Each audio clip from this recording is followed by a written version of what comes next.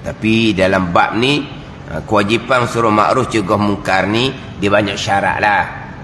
Dia banyak syarat. Yang pertamanya kita benar-benar berilmu. Nak suruh satu-satu kebaikan yang sebenar.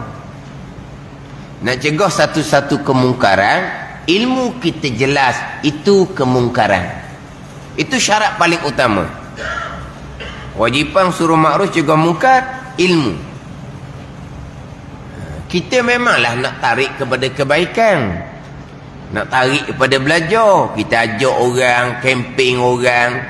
Akhirnya oleh kerana kita jahil, kita belajar dengan guru yang salah, kita pun tarik orang, dakwah orang, kempen orang, mari belajar, kena-kena tempat tu salah.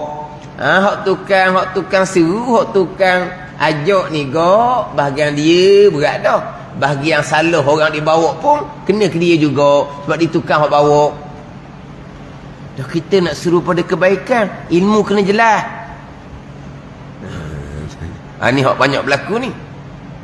Dia yelah, dia belajar satu guru, dia pun ajaklah kawan-kawan, ajaklah anak beranak.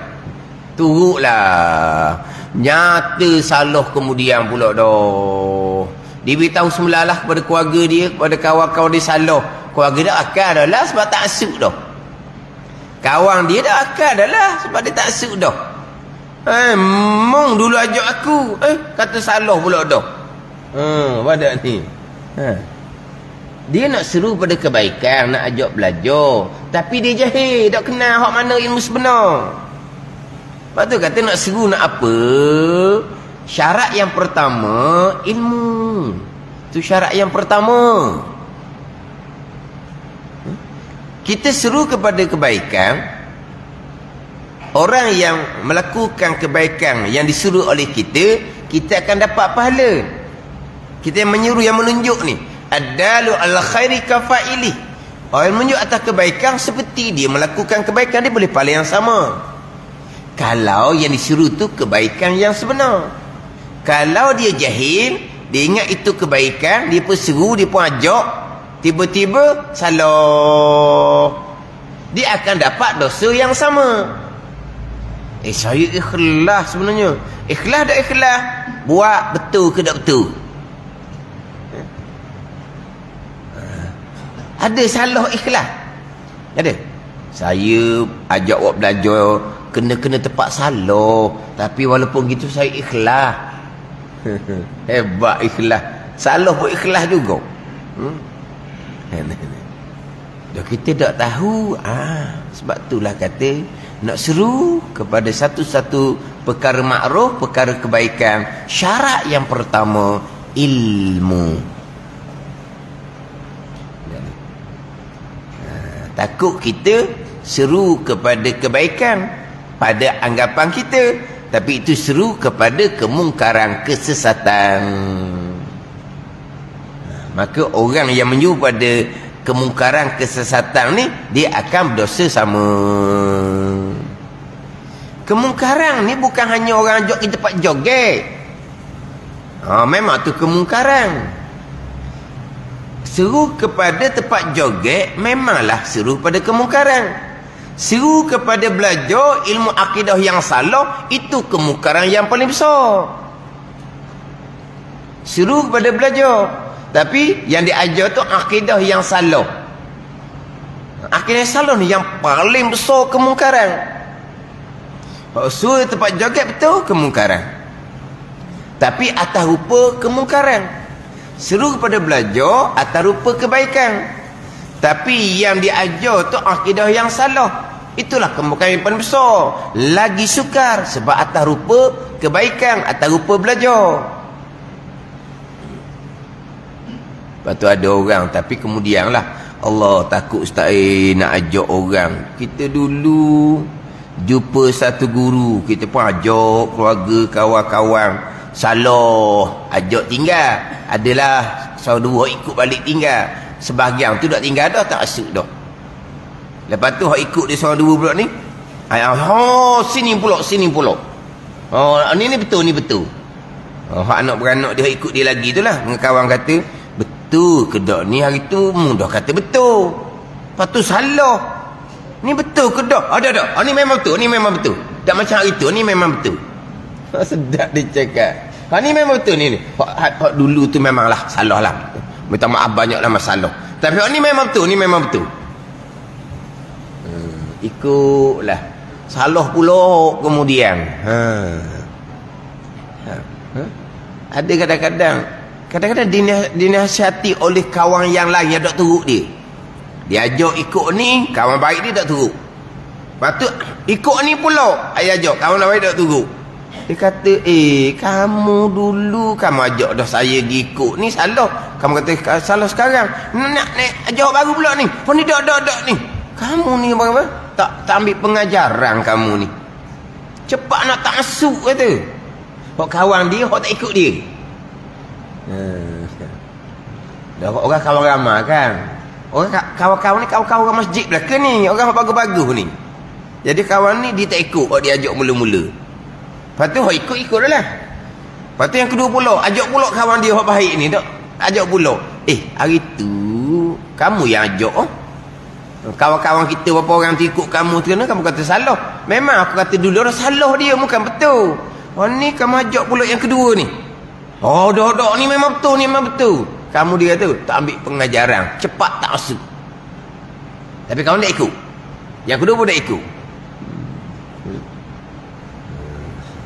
Akhirnya kalau kita kata ketua keluarga seumpama tu, bini pun pening. Dan sekali waktu tu bini turut je lah. Bini tak boleh lah. Bini turut je. Patut ni pula. Patut tu pula. Patut ni pula. Anak-anak bagus. Atau belajar agama belaka. Dah dia atau belajar agama, dia tak reti agama. Nak atau belajar agama di mana? Akhirnya cukup makin. Tak tahu paleko. Faham tak Sekolah kerajaan tak dah. Sebab nak ilmu agama. Ilmu agama tak boleh pun. Abang apa ni? Tak tahu kepala ekor. Sebab apa? Sebab apa? Dah, ini cerita orang yang cerdik. Mana kalau anak-anak pun anak-anak yang cerdik. Anak yang cerdik. Tapi oleh kerana ayah ni nak agama, tak payah sekolah. Belajar agama, masuk madrasah. Tapi ayah ni jahil. Dia tak boleh nak nilai madrasah mana. Yang ajar ilmu fardhu ain madrasah mana. Dia tak boleh nak nilai. Kita nak nilai. Dia atur kadang-kadang tempat hafal Quran. Dia atur madrasah yang ajar kita apa pun tak tahu. Dan sebab pok ni tadi kan. Pok ni betul, salah. Pok ni pula betul, lepas tu salah. Oh ni pula betul, lepas tu salah. Jadi anak pun tukar situ, pindah situ. Anak-anak yang cerdik-cerdik. Mana kalau letak tempat pengajian pondok yang sebenar. Maknanya kita kata masyarakat boleh tupang. Sebab keluarga orang yang berkemampuan. Ada duit belanja sendiri. Sebab nak belajar agama ni, dia kena ada belanja. Mana mak ayah yang berkemampuan. Yang kedua, anak kena cerdik. Dan memang anak pun cerdik. Yang ketiga, anak tu ada hemah sendiri. Nak sendiri, bukan dipaksa. Dan memang anak tu ada hemah sendiri, ada semangat sendiri, bukan dipaksa. Banyak dah syaratnya dia alim tu ada. Syarat dia alim. Belanja kena ada, cerdik, kena ada hemah semangat, masa yang lama dia kena ada syarat dia. Jadi syarat ni lengkap. Tapi dah mak ayah caci-maki tak tahu mana yang sebenar, mana yang tak sebenar sebab jahil. Jadi habis gitu je akhirnya dah lah nak kerja mungkin dia tidak sekolah. Nak berkhidmat majlis surah, ilmu tak ada. Kadang-kadang belajar lama, ilmu tak ada. Dah dia ada yang dia letak tempat tahfiz separuh jalan, berhenti. Anak yang hafal Quran tu lepas berhenti dah ingat dah, tak cara dah. Dah sebesar pula situ. Ada ni. Dah sebesar. Lepas tu belajar seperti macam berkitab. yang mengajar tu pun tak mampu nak ajar kitab pun baca kosong gitu je. Ada ni. Ni hak tu keluarga lah pula. Jadi anak kalau kita kata kok kerja dunia pun tak ada CJ nak kerja dunia. Nak khidmat untuk agama pun ilmu tak ke mana hala. Tu kata tak tahu tengah tepi. Ada orang dia belajar ilmu dunia tinggi, kerja sedap, kemudian dia belajar ilmu agama, dia majlis surat. Ada orang dia tak belajar langsung ilmu dunia, tak ada CJ, dia belajar ilmu agama yang sebenar, dia boleh khidmat pada masyarakat. Ada ni. Ada orang dia tak belajar ilmu agama, dia belajar ilmu dunia, tapi dia boleh belajar ilmu agama di majlis surau. Tak apa tu. Ni hak ada ni hak memang kita kata ada harapan. Sebab belanja ada, budak cerdik, anak-anak cerdik, anak-anak semangat sendiri bukan dipaksa. Tapi dia tahu tengah tepi, dia duduk situ sekejap, betul salah, pindah pula. Betul tak ada. Ni betul sungguh ni, salah pula. Ini orang ni, orang yang memanglah kalau kata ikhlas, memang ikhlas lah. Dan betul no, tapi salah jalan. Sebab itulah kata ni bahagian kita, sama itulah kita nak menyuruh kepada perkara makruf, nak mencegah pada perkara mungkar. Syarat utama ilmu. Ini kita nak menyuruh makruf, nak mencegah mungkar. Atas diri kita ilmu juga. Kita dengan keluarga kita ilmu juga. Tapi ilmu itulah semua mengaku ilmu belaka. Hak jalanan ahli sunnah pun dengan ilmu. Jalanan hak terpesong pegangan pun dia ada ilmu juga. Tapi ilmu dia hak salah tu lah. Macam mana pula nak susun bab ilmu. Ni ujian akhir zaman.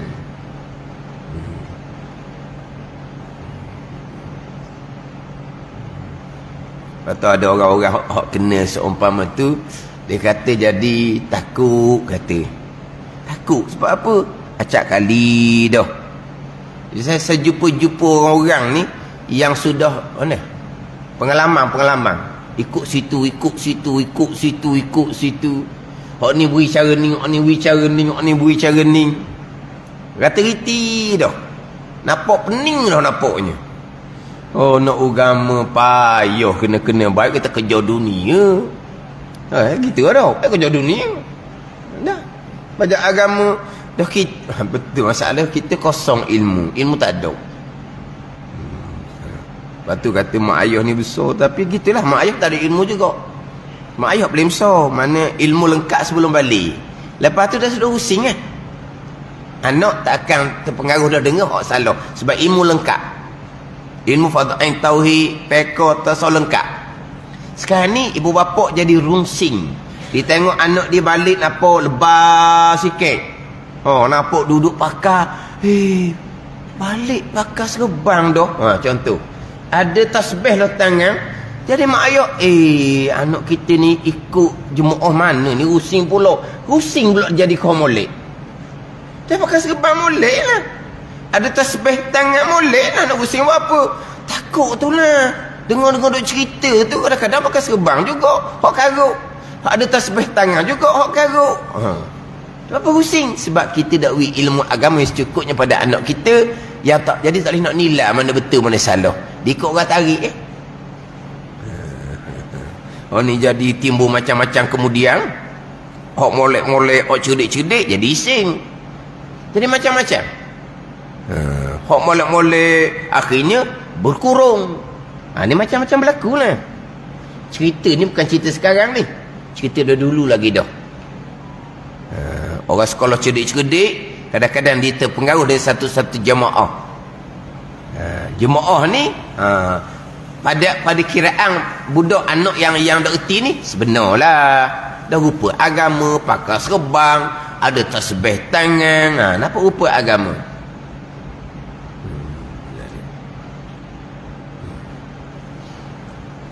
Itu ilmu penting tu.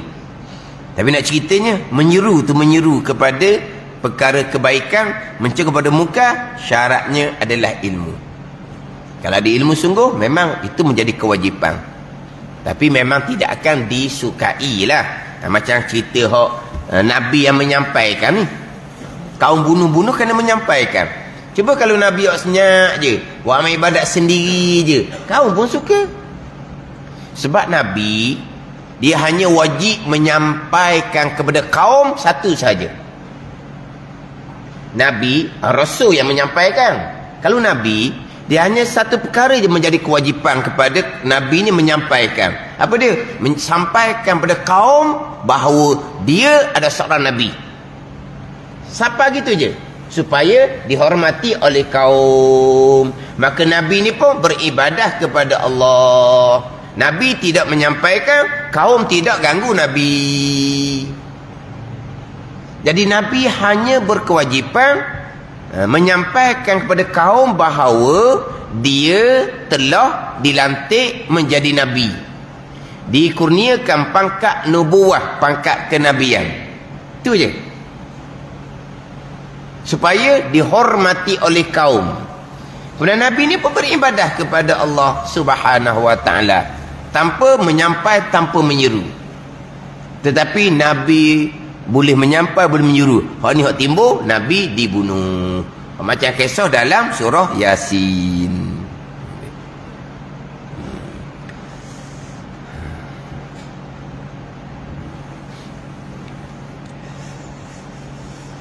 Dan wajib i'tiqad bahawa senubuwah, artinya jadi Nabi itu tiada dapat bagi seseorang dengan usaha dan jika dengan melampau membanyakkan kebajikan dan ibadah sekalipun,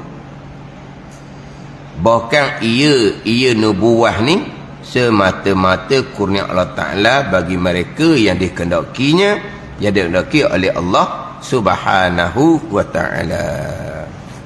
Wallahu